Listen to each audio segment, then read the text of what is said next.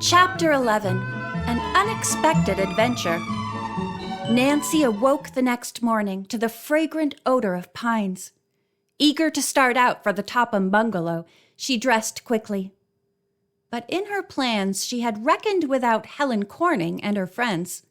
From the moment breakfast was over, Nancy was swept into another whirlwind of activity by the campers of Avondale.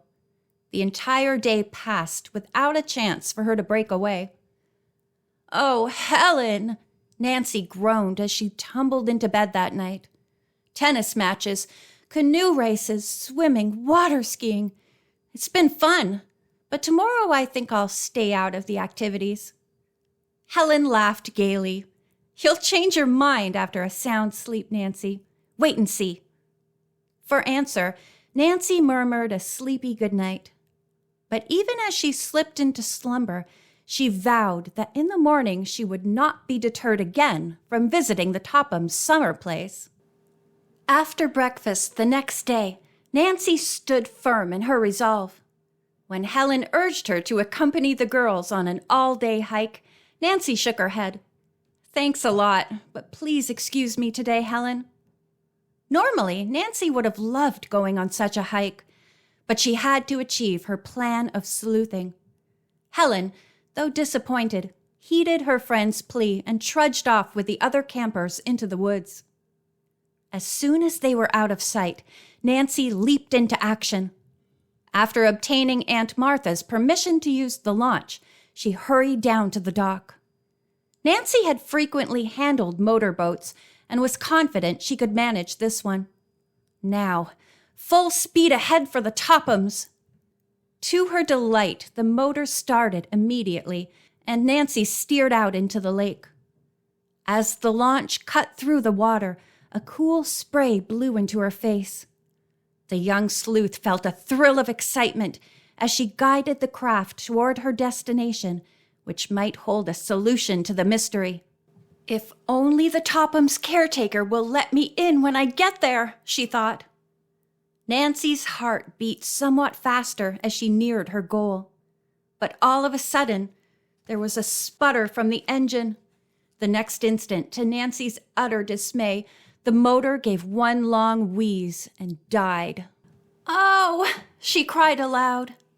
Nancy knew that the tank held plenty of fuel, for she had checked this before departing. A moment later, she recalled Helen's remark about the engine becoming balky at times. With a sigh of impatience at the unexpected delay, Nancy examined the motor. For over an hour she worked on it, trying every adjustment she could think of, but her efforts were useless. There was not a sound of response from the motor. "What miserable luck," she said aloud. "Of all days for the motor to conk out. This means that I won't get to the Topham cottage after all." For a moment, Nancy was tempted to swim ashore. To be so close to the bungalow and not be able to reach it was tantalizing. But she resisted the impulse. She could not leave the boat stranded. It would drift off and she would be responsible. "I'll just have to wait for a passing boat to rescue me," Nancy decided. But fate was against her. The hours dragged by and not another craft appeared in sight. Nancy became increasingly uncomfortable as the hot sun beat down on her. Also, she was growing weak from hunger. And worst of all, Nancy thought gloomily, another whole day is being wasted. I want to get to the bottom of this mystery. To occupy her mind, Nancy concentrated once more on the motor. Determinedly, she bent over the engine. It was not until the sun sank low in the sky that she sat up and drew a long breath. "There," she declared. "I've done everything. If it doesn't start now, it never will." To her relief and astonishment, it responded with a steady roar as if nothing had ever gone wrong. Nancy lost no time in heading back toward camp. She dared not attempt to visit the bungalow, since it would be dark very soon. When finally she eased up to the dock, Nancy saw Helen and her friends awaiting her. They greeted her with delight.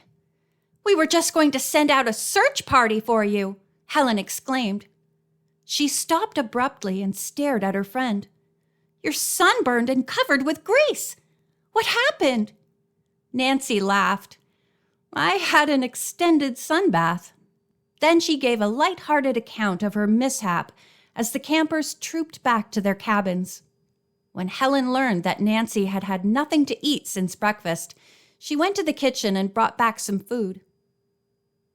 The following morning, the young sleuth decided on her next move. Directly after breakfast, she began packing. When Helen entered the cabin, she exclaimed in amazement, Why, Nancy Drew! You're not leaving camp already! I'm afraid I'll have to, Helen, right after lunch. I may be back, but I'm not sure, so I'd better take my bag with me. Don't you like it here?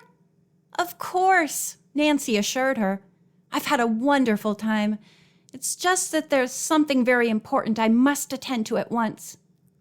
Helen looked at her friend searchingly, then grinned. Nancy Drew, you're working on some mystery with your father. Well, sort of, Nancy admitted. But I'll try to get back, okay? Oh, please do, Helen begged. Nancy went to the office to pay Aunt Martha and explain her hasty departure. After lunch, she set off in her car to a chorus of farewells from the campers who sadly watched her depart. She headed the car toward the end of the lake, then took the dirt road leading to the Topham cottage. Soon she came to a fork in the woods. Now, which way shall I turn for the bungalow? She wondered. After a moment's hesitation, Nancy calculated that she should turn left toward the water and did so. The going was rather rough due to ruts in the road. Two of them, deeper than the others, apparently had been made by a heavy truck. The tracks appear fresh, Nancy mused. As she drove along, the young sleuth noticed a number of summer cottages. Most of them were still boarded up, since it was early in the season. As she gazed at one of them, the steering wheel was nearly wrenched from her hand by a crooked rut. As Nancy turned the steering wheel to bring the car back to the center of the narrow road, one hand accidentally touched the horn. It blared loudly in the still woods. That must have scared all the birds and animals, Nancy chuckled. Around a bend in the road, she caught sight of a white bungalow ahead on the right side of the road. There was no sign at the entrance to the driveway to indicate who the owner was, but a wooded path leading down to the lake looked like the one she had seen from the water. I think I'll walk down to the shore and look at the cottage from there, Nancy determined. Then I'll know for sure if this is the place Helen pointed out. Nancy parked at the edge of the road and got out. To her surprise, she observed that the truck's tire marks turned into the driveway. A second set of tracks indicated that the vehicle had backed out and gone on down the road. Delivering supplies for the summer, no doubt, Nancy told herself. She went down the path to the water, then turned around to look at the cottage. It's the Tophams, all right, Nancy decided. Instead of coming back by way of the path, she decided to take a shortcut through the woods. With mounting anticipation of solving the Crowley mystery, she reached the road and hurried up the driveway. I hope the caretaker is here, she thought. Nancy suddenly stopped short with a gasp of astonishment. Why, the Tophams must be moving out! The front and side doors of the cottage stood wide open. Some of the furniture on the porch was overturned, and various small household items were strewn along the driveway. Nancy bent to examine some marks in the soft earth. She noted that several were boot prints, while others were long lines probably caused by dragging cartons and furniture across the lawn. That must have been a moving van's tracks I saw, Nancy told herself. But the Tophams didn't say anything about moving. She frowned in puzzlement. Her feeling persisted and grew strong as she walked up the steps of the cottage porch. Nancy knocked loudly on the open door. No response. Nancy rapped again. Silence. Where was Jeff Tucker, the caretaker? Why wasn't he on hand to keep an eye on the moving activities? An air of complete desertion hung over the place. There's something very strange about this, she thought. Curious and puzzled, Nancy entered the living room. Again, her eyes met a scene of disorder. Except for a few small pieces, the room was bare of furniture. Even the draperies had been pulled from their rods, and all floor coverings were gone. Most of the furnishings have been taken out, Nancy thought. I suppose the movers will be back for the other odds and ends. She made a careful tour of the first floor. All but one room had been virtually emptied. This was a small study. As Nancy entered it, she noticed that the rug lay rolled up and tied, and some of the furniture had evidently been shifted in readiness for moving. Funny, I didn't hear anything about the Tophams deciding to give up the cottage, she murmured. And I must say those moving men were awfully careless.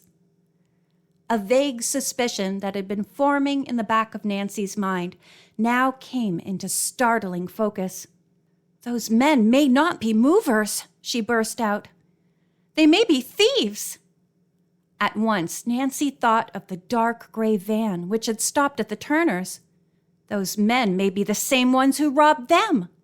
That would explain, Nancy thought fearfully, the evidences of the truck's hasty departure.